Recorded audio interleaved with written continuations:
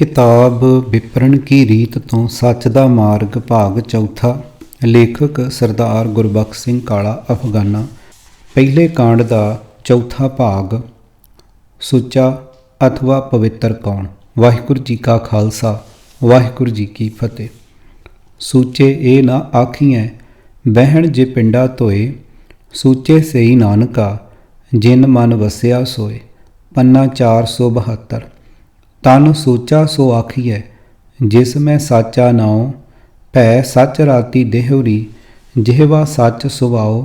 सच्ची नज़र निहालीए बहुड़ न पावै ताओ। पन्ना 19।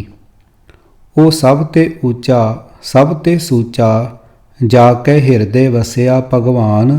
जन नानक तिसके चरण पखालै, जो हर जन नीच जात सिवकान। पन्ना 861। अर्थ गुरदेव जी फरमान करते हैं कि हे भाई, जिस मनुख के हिरदे विच परमात्मा का निवास है, उही मनुख होर सबना मनुखों नालों उच्चा हो जाता है, सुच्चा हो जाता है। जिहड़ा मनुख अपने उच्ची जात का धर्मी होने का अथवा बाहरी पवित्रता जां प्रभुता आदि का हंकार त्याग के नीवी जात वालियां अथवा निताणियां की सेवा करता है। हे भाई, ये नानक अजिहे प्रभु भगत दे चरण धोंदा है। पवित होए से जना जिनी हर ध्याया पवित होए। गुरमुख जिनी ध्याया पवित माता पिता कुटुंब सहित स्यों। पवित संगत सबाइया कहते पवित सुनते पवित से पवित। जिनी मन वसाया कहे नानक से पवित। जिनी गुरमुख हर हर ध्याया। पन्ना 919। सो सूचा जे क्रोध निवारे, शब्दे बूझे आप सवारे। पन्ना 1059। अर्थ जिहड़ा मनुख अपने अंदरों क्रोध दूर कर लैंदा है, वो पवित्र हिरदे वाला बन जाता है। वो मनुख दूजे दे शब्द तो मिले ज्ञान की बरकत नाल आत्मक जीवन नूं समझ लैंदा है ते अपने जीवन नूं सवार लैंदा है। गुरमुख ध्यावें से अमृत पावें, सेई सूचे होई। अहनस नाम जपो रे प्राणी, मैले हच्छे होई। पन्ना 1254। अर्थ जिहड़े बंदे गुरु की शरण पै के प्रभु का नाम जपते हैं, वो आत्मक जीवन देने वाला नाम अमृत हासिल करते हैं। ਉਹੀ ਸੁੱਚੇ ਜੀਵਨ ਵਾਲੇ ਬਣਦੇ ਹਨ। ਤਾਂ ਤੇ ਇਹ ਪ੍ਰਾਣੀ ਦਿਨ ਰਾਤ ਪਰਮਾਤਮਾ ਦਾ ਨਾਮ ਜਪੋ। ਭੈੜੇ ਆਚਰਨ ਵਾਲੇ ਬੰਦੇ ਵੀ ਨਾਮ ਜਪ ਕੇ ਚੰਗੇ ਬਣ ਜਾਂਦੇ ਹਨ। ਸੱਚਾ ਚੌਂਕਾ ਸੁਰਤ ਕੀ ਕਾਰਾ, ਹਰ ਨਾਮ ਭੋਜਨ ਸੱਚ ਆਧਾਰਾ। ਸਦਾ ਤ੍ਰਿਪਤ ਪਵਿੱਤਰ ਹੈ ਪਾਵਨ, ਜਿਤ ਘਟ ਹਰ ਨਾਮ ਨਿਵਾਸੀ ਹੈ। ਪੰਨਾ 1048। ਅਰਥ ਹੈ ਭਾਈ, जिस हिरदे विच परमात्मा का नाम सदा वसदा है, वो हिरदा माया की तृष्णा वालों रज्जिया रहिंदा है। वो हिरदा सदा पवित्र है। वो हिरदा ही सुच्चा रहन वाला चौंका है। प्रभु चरनां विच बनी हुई लगन उस चौंके दीयां लकीरां हन, जो विकारां नूं बाहरों आके चौंका पिटण तो रोकदियां हन। अजिहे हिरदे की खुराक परमात्मा का नाम है। सदा थिर परमात्मा ही उस हिरदे की खुराक है। जिन्हां अर्थां वाली सुचम ਅਤੇ ਝੂਠ ਦਾ ਭਰਮ ਵਿਵੇਕੀਆਂ ਦੇ ਜਥੇ ਨੇ ਕਬੂਲਿਆ ਹੋਇਆ ਹੈ, ਜਾਂ ਜਿਸ ਸੁਚਮ ਦੇ ਭਰਮ ਦਾ ਪ੍ਰਚਾਰ ਡੇਰਾਵਾਦ ਕਰ ਰਿਹਾ ਹੈ, ਉਹਨਾਂ ਅਰਥਾਂ ਵਾਲੀ ਸੋਚ ਅਤੇ ਝੂਠ ਨੂੰ ਸ੍ਰੀ ਗੁਰੂ ਗ੍ਰੰਥ ਸਾਹਿਬ ਵਿੱਚ ਕੋਈ ਥਾਂ ਨਹੀਂ ਹੈ। ਹਿਰਦੇ ਦੀ ਸੋਚ ਹੀ ਗੁਰੂ ਘਰ ਅਥਵਾ ਪ੍ਰਭੂ ਦਰਬਾਰ ਵਿੱਚ ਪ੍ਰਵਾਨ ਹੈ। ਜਿੱਥੋਂ ਤਾਈਂ ਦਾਸ ਦੀ ਜਾਣਕਾਰੀ ਹੈ, ਅਜਿਹੀ ਸੁਚਮ ਅਥਵਾ ਝੂਠ ਦੇ ਅਰਥਾਂ ਵਾਲਾ ਕੋਈ ਸ਼ਬਦ ਅੰਗਰੇਜ਼ੀ, ਫਾਰਸੀ, ਅਰਬੀ ਜ਼ਬਾਨ ਵਿੱਚ ਕਿਤੋਂ ਨਹੀਂ ਮਿਲਦਾ। ਅਰਥਾਤ ਲਗਭਗ ਸਾਰੀ ਦੁਨੀਆ 'ਤੇ ਰਾਜ ਕਰ ਰਹੇ ਈਸਾਈ ਅਥਵਾ ਮੁਸਲਮਾਨ ਧਰਮਾਂ ਵਾਲੇ ਲੋਕ ਸਾਫ ਅਤੇ ਗੰਦੇ, ਕਲੀਨ ਐਂਡ ਡਰਟੀ ਤੋਂ ਛੁੱਟ ਅਜਿਹੇ ਅਰਥਾਂ ਵਾਲੀ ਸੁਚਮ ਅਤੇ ਝੂਠ ਨੂੰ ਜਾਣਦੇ ਹੀ ਨਹੀਂ। ਡੇਰੇਦਾਰ, ਸੰਤ, ਮਹਾਂਪੁਰਖਾਂ ਅਥਵਾ ਵਿਵੇਕੀਆਂ ਨੇ ਜਿਹੜੀ ਸੁਚਮ ਅਤੇ ਝੂਠ ਭਿੱਟ ਵਾਲੇ ਭਰਮ ਨੂੰ ਸਿੱਖ ਜਗਤ ਵਿੱਚ ਲਿਆ ਵਾੜਿਆ ਹੈ, ਮਨੁੱਖਤਾ ਦੇ ਸ਼ੁਭ ਗੁਣਾਂ ਦਾ ਖਹਿ ਕਰਨ ਵਾਲੇ ਅਜਿਹੇ ਸਾਰੇ ਭਰਮ ਨਿਰਸੰਦੇਹ ਬ੍ਰਾਹਮਣ ਦੀ ਲੋਟਣੀ ਦੀ ਦੇਣ ਹਨ। ਇਸ ਵਿੱਚ ਜਰਾ ਸ਼ੱਕ ਨਹੀਂ ਹੈ ਕਿ ਦਾਸ ਦੇ ਹਿਰਦੇ ਵਿੱਚ ਗੁਰਬਾਣੀ ਪ੍ਰਤੀ ਸ਼ਰਧਾ ਪੈਦਾ ਕਰਨੀ ਦਾਸ ਦੇ ਮਾਤਾ ਜੀ ਦਾ ਉਪਕਾਰ ਹੈ। ਪਰ ਮਾਤਾ ਜੀ ਨੂੰ ਵੀ ਅਜਿਹੇ ਮਹਾਂਪੁਰਖਾਂ ਪ੍ਰਤੀ ਬਣੀ ਸ਼ਰਧਾ ਸੀ ਜਿਹੜੇ ਬਾਹਰ ਹੀ ਸੋਚਣ ਦਾ ਬੜਾ ਖਿਆਲ ਕਰਿਆ ਕਰਦੇ ਸਨ। ਮਾਤਾ ਜੀ ਦੇ ਮਨ ਵਿੱਚ ਵੀ ਛੂਤ ਛਾਤ ਅਤੇ ਭਿੱਟ ਅਥਵਾ ਸੋਚਮ ਦਾ ਬੜਾ ਪੱਕਾ ਭਰਮ ਸੀ। ਕੋਈ ਮਜ਼੍ਹਬੀ ਸਿੱਖ ਇਸਤਰੀ ਮਰਦ ਭਾਵੇਂ ਅੰਮ੍ਰਿਤਧਾਰੀ ਅਤੇ ਗੁਰਬਾਣੀ ਦਾ ਨਿਤਨੇਮੀ ਵੀ ਹੁੰਦਾ ਸਾਡੇ ਚੌਂਕੇ ਦੇ ਨੇੜੇ ਨਹੀਂ ਸੀ ਆ ਸਕਦਾ। ਮੁਲਤਾਨ ਪਾਕਿਸਤਾਨ ਜ਼ਿਲ੍ਹੇ ਦੇ ਕਸਬੇ ਮੀਆਂ ਚੰਨੂ ਵਿਚਲੇ ਹਾਈ ਸਕੂਲ ਵਿੱਚ ਦਾਸ ਪੜ੍ਹਿਆ ਕਰਦਾ ਸੀ। ਮੀਆਂ ਚੰਨੂ ਵਿਖੇ ਵਿਸਾਖੀ ਦੇ ਨੇੜੇ ਹਰ ਸਾਲ ਸਾਲਾਨਾ ਦੀਵਾਨ ਹੋਇਆ ਕਰਦਾ ਸੀ। ਇਸ ਦੀਵਾਨ ਵਿੱਚ ਦੂਰੋਂ ਦੂਰੋਂ ਬੜੇ ਚੰਗੇ ਚੰਗੇ ਰਾਗੀ ਢਾਡੀ ਅਤੇ ਉੱਚ ਕੋਟੀ ਦੇ ਵਿਦਵਾਨ ਕਥਾਕਾਰ, ਜਿਨ੍ਹਾਂ ਵਿੱਚ ਸੰਗਤ ਸਿੰਘ ਜੀ ਕਮਾਲੀਏ ਵਾਲਿਆਂ ਦਾ ਨਾਮ ਉਚੇਚਾ ਵਰਣਨਯੋਗ ਹੈ, ਆਇਆ ਕਰਦੇ ਸਨ। ਦੂਰ ਦੂਰ ਤੋਂ ਸੰਗਤਾਂ ਆਉਂਦੀਆਂ ਸਨ ਅਤੇ ਤਹਾਂ ਬੈਕੁੰਠ ਜਹ ਕੀਰਤਨ ਤੇਰਾ ਤੂੰ ਆਪੇ ਸ਼ਰਧਾ ਲਾਹੇ ਪੰਨਾ 749। 3 ਦਿਨ ਰਾਤ ਉਹ ਭਾਗਾਂ ਵਾਲਾ ਕਸਬਾ ਬੈਕੁੰਠ ਬਣਿਆ ਰਹਿੰਦਾ ਸੀ। ਦੀਵਾਨ ਦੀ ਸਮਾਪਤੀ ਵਾਲੇ ਤੀਸਰੇ ਦਿਨ ਅੰਮ੍ਰਿਤ ਪ੍ਰਚਾਰ ਦਾ ਬੜਾ ਖੁੱਲ੍ਹਾ ਪ੍ਰਬੰਧ ਹੋਇਆ ਕਰਦਾ ਸੀ। 1941-42 ਦੇ ਦੀਵਾਨ ਸਮੇਂ ਜਦ ਕਿ ਦਾਸ ਅਜੇ 9ਵੀਂ ਜਮਾਤ ਵਿੱਚ ਹੀ ਪੜ੍ਹਦਾ ਸੀ, ਮਾਤਾ ਜੀ ਨੇ ਦਾਸ ਨੂੰ ਕੇਸਾਂ ਸਮੇਤ ਇਸ਼ਨਾਨ ਕਰਾਇਆ ਅਤੇ ਨਵੇਂ ਸੀਤੇ ਕਛਹਿਰੇ ਦੇ ਨਾਲ ਨਵੇਂ ਬਸਤਰ ਪੁਆ ਕੇ ਅੰਮ੍ਰਿਤਪਾਨ ਕਰਵਾਉਣ ਵਾਸਤੇ ਆਪਣੇ ਨਾਲ ਮੀਆਂ ਚੰਨੂ ਦੀਵਾਨ ਵਿੱਚ ਲੈ ਗਏ। ਮੈਨੂੰ ਚੰਗੀ ਤਰ੍ਹਾਂ ਯਾਦ ਹੈ ਕਿ ਉਸ ਦਿਨ ਅੰਮ੍ਰਿਤ ਅਬਲਾਖੀਆਂ ਵਿੱਚ ਬਹੁ ਗਿਣਤੀ ਉਹਨਾਂ ਮਜ਼੍ਹਬਣਾਂ ਅਤੇ ਮਜ਼੍ਹਬੀਆਂ ਦੀ ਹੀ ਸੀ ਜਿਨ੍ਹਾਂ ਨੂੰ ਉਨੀ ਦਿਨੀ ਚੂੜੇ ਕਿਹਾ ਜਾਂਦਾ ਸੀ। ਮਾਤਾ ਜੀ ਨੇ ਪਹਿਲਾਂ ਤਾਂ ਬੜੀ ਖੁਸ਼ੀ ਨਾਲ ਦਾਸ ਨੂੰ ਕਿਹਾ ਕਿ ਕਾਕਾ ਜੀ ਵੇਖੋ ਚੂੜਿਆਂ 'ਤੇ ਗੁਰੂ ਨੇ ਕਿੱਡੀ ਮਿਹਰ ਕੀਤੀ ਹੈ। ਕਿੰਨੇ ਜਣੇ ਆਏ ਹਨ ਕਲਗੀ ਵਾਲੇ ਦਾ ਅੰਮ੍ਰਿਤਪਾਨ ਕਰਨ। ਪਰ ਜਦ ਅੰਮ੍ਰਿਤਪਾਨ ਕਰਾਉਣ ਵਾਲੇ ਜਥੇ ਦੇ ਜਥੇਦਾਰ ਜੀ ਨੇ ਸਾਰਿਆਂ ਨੂੰ ਇਕੱਠਿਆਂ ਖੜਾ ਹੋਣ ਲਈ ਕਿਹਾ ਤਾਂ ਮਾਤਾ ਜੀ ਮੈਨੂੰ ਬਾਹੋਂ ਫੜ ਕੇ ਇੱਕ ਪਾਸੇ ਸਿਰੇ 'ਤੇ ਲੈ ਗਏ। ਸਾਰਿਆਂ ਨੂੰ ਵਾਰੀ-ਵਾਰੀ ਅੰਮ੍ਰਿਤਪਾਨ ਕਰਵਾਇਆ ਗਿਆ। ਅਖੀਰ ਵਿੱਚ ਸੁੱਚ ਝੂਠ ਬਾਰੇ ਪ੍ਰੋਹਤਵਾਦੀ ਭਰਮ ਨੂੰ ਜੜ੍ਹਾਂ ਨੂੰ ਉਖਾੜ ਸੁੱਟਣ ਵਾਲਾ ਸਾਕਾ ਵਰਤਣਾ ਆਰੰਭ ਹੋਇਆ। ਅੰਮ੍ਰਿਤਪਾਨ ਕਰ ਰਿਆਂ ਵਿੱਚੋਂ ਹਰ ਇੱਕ ਨੇ ਬਾਟੇ ਨਾਲ ਮੂੰਹ ਲਾ ਕੇ ਅੰਮ੍ਰਿਤ ਦਾ ਘੁੱਟ ਭਰਨਾ ਸੀ। ਕਤਾਰ ਦੇ ਇੱਕ ਸਿਰੇ 'ਤੇ ਹੋਣ ਕਰਕੇ ਮਾਤਾ ਜੀ ਨੇ ਸਾਰਿਆਂ ਤੋਂ ਪਹਿਲਾਂ ਬਾਟੇ ਵਿੱਚੋਂ ਘੁੱਟ ਭਰਿਆ, ਦੂਜੇ 'ਤੇ ਘੁੱਟ ਦਾਸ ਨੇ ਭਰਿਆ। ਅੱਗੇ ਤੋੜ ਤਾਈਂ 80-90 ਮਰਦਾਂ ਅਤੇ ਬੀਬੀਆਂ ਨੇ ਵਾਰੋ ਵਾਰੀ ਬੜੇ ਚਾਅ ਤੇ ਸਤਿਕਾਰ ਨਾਲ ਬਾਟੇ ਵਿੱਚੋਂ ਘੁੱਟ ਭਰੇ। ਅਖੀਰ ਤੋਂ ਬਾਟਾ ਵਾਪਸ ਮੁੜ ਪਿਆ ਤਾਂ ਮਾਤਾ ਜੀ ਦੇ ਮੂੰਹੋਂ ਅਵਸੋਂ ਹੀ ਨਿਕਲ ਗਿਆ, ਹੇ ਬਾਜਾਂ ਵਾਲੇ ਸੱਚੇ ਪਾਤਸ਼ਾਹ, ਬਾਟੇ ਵਿਚਲਾ ਝੂਠਾ ਅੰਮ੍ਰਿਤ ਸਾਡੇ ਤਾਈਂ ਨਾ ਹੀ ਪੁੱਜੇ, ਪਰਾਂ ਹੀ ਮੁੱਕ ਜਾਏ। ਮਾਤਾ ਜੀ ਦੀ ਗੁਰਮਤਿ ਵਿਰੋਧੀ ਇਸ ਅਰਦਾਸ ਨੂੰ ਕਲਗੀਆਂ ਵਾਲੇ ਨੇ ਭਲਾ ਕਿਉਂ ਸੁਣਨਾ ਸੀ। ਸਾਰਿਆਂ ਦੇ ਮਗਰੋਂ ਸਾਡੀ ਮਾਤਾ ਜੀ ਨੂੰ ਬਾਟੇ ਵਿੱਚੋਂ ਘੁੱਟ ਭਰਨਾ ਪੈ ਹੀ ਗਿਆ।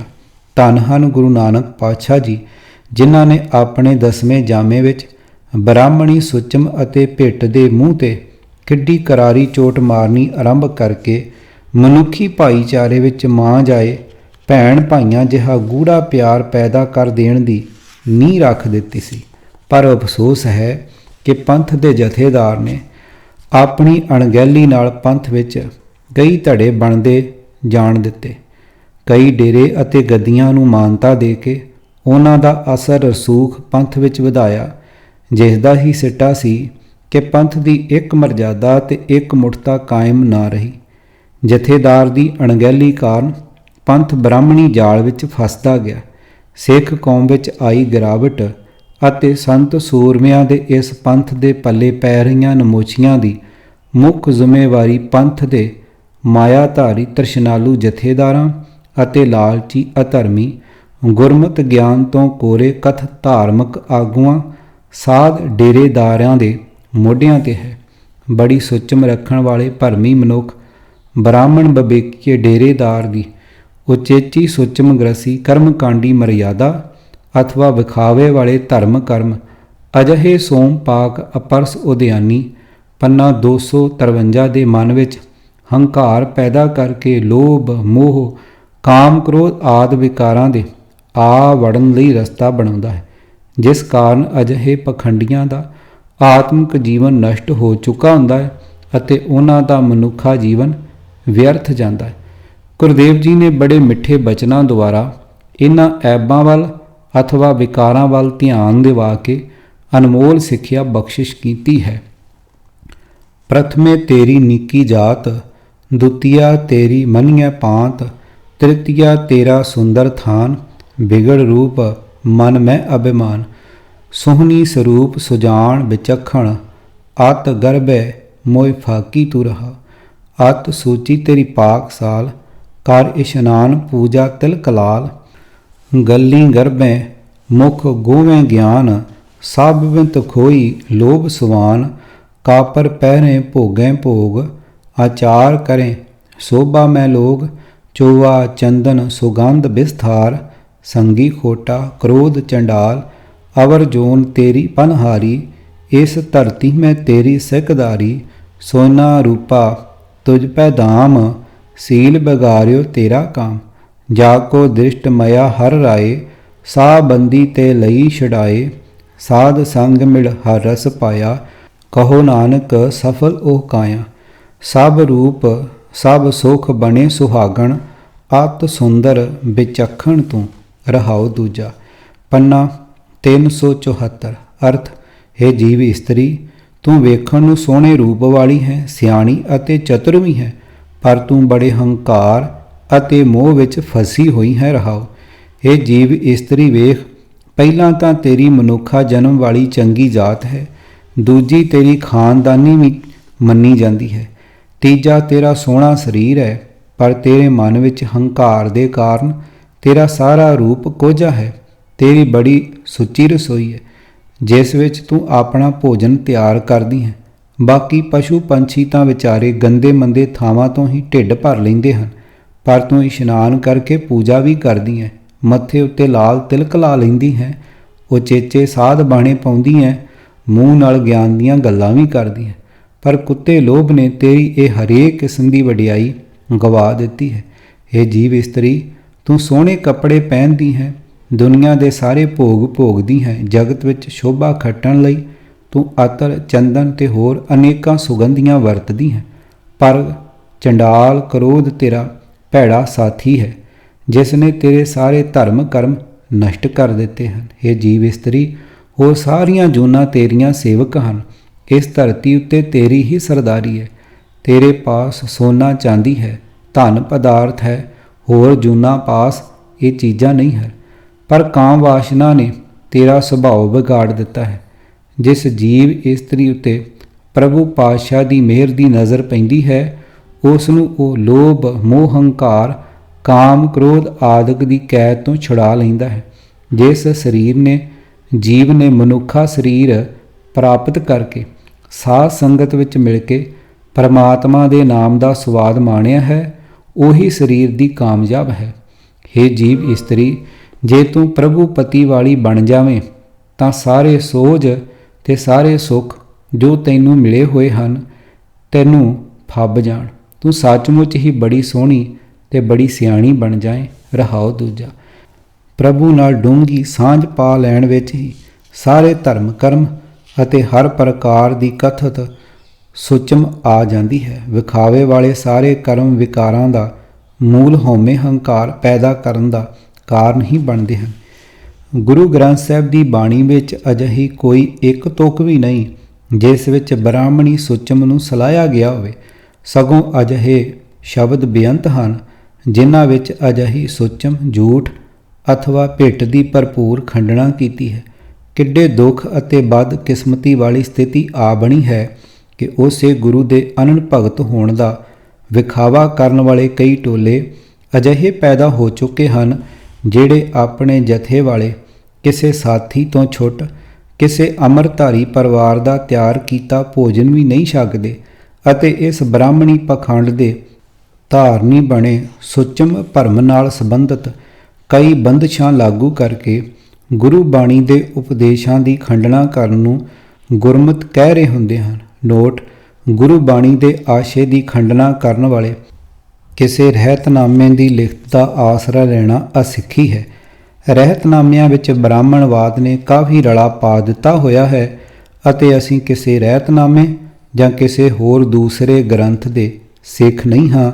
ਅਸੀਂ ਕੇਵਲ ਅਤੇ ਕੇਵਲ ਪਾਵਨ ਪਵਿੱਤਰ ਅਨੁਪਮ ਗੁਰੂ ਗ੍ਰੰਥ ਸਾਹਿਬ ਜੀ ਦੇ ਲੜ ਲੱਗੇ ਹੋਏ ਹਨ, ਜਿਨ੍ਹਾਂ ਦੀ ਬਾਣੀ ਨੂੰ ਸੁਜਾਨ ਸਤਿਗੁਰਾਂ ਨੇ ਅਜਿਹੇ ਨਿਰਾਲੇ ਢੰਗ ਨਾਲ ਸੁਰੱਖਿਅਤ ਕਰ ਲਿਆ ਹੋਇਆ ਹੈ, ਜਿਸ ਵਿੱਚ ਨਾ ਕਦੇ ਕੋਈ ਰਲਾ ਪਿਆ ਹੈ ਤੇ ਨਾ ਹੀ ਕਦੇ ਵਾਦ ਘਾੜ ਕੀਤੀ ਜਾ ਸਕਦੀ ਹੈ। ਭਰਮ ਚੁਕਾਇਆ ਸਦਾ ਸੁਖ ਪਾਇਆ, ਗੁਰ ਪ੍ਰਸਾਦ ਪਰਮ ਪਦ ਪਾਇਆ, ਅੰਤਰ ਨਿਰਮਲ ਨਿਰਮਲ ਬਾਣੀ, ਹਰ ਗੁਣ ਸਹਿਜੇ ਗਾਵਣਿਆ। ਪੰਨਾ 114। ਕਿਤਾਬ ਵਿਪਰਨ ਕੀ ਰੀਤ ਤੋਂ ਸੱਚ ਦਾ ਮਾਰਗ ਭਾਗ ਚੌਥਾ। ਲੇਖਕ ਸਰਦਾਰ ਗੁਰਬਖਸ਼ ਸਿੰਘ ਕਾਲਾ ਅਫਗਾਨਾ। ਪਹਿਲੇ ਕਾਂਡ ਦਾ ਚੌਥਾ ਭਾਗ। ਆਵਾਜ਼ ਗੁਰਜੰਟ ਸਿੰਘ ਰੂਪੋਵਾਲੀ। ਵਾਹਿਗੁਰੂ ਜੀ ਕਾ ਖਾਲਸਾ, ਵਾਹਿਗੁਰੂ ਜੀ ਕੀ ਫਤਿਹ।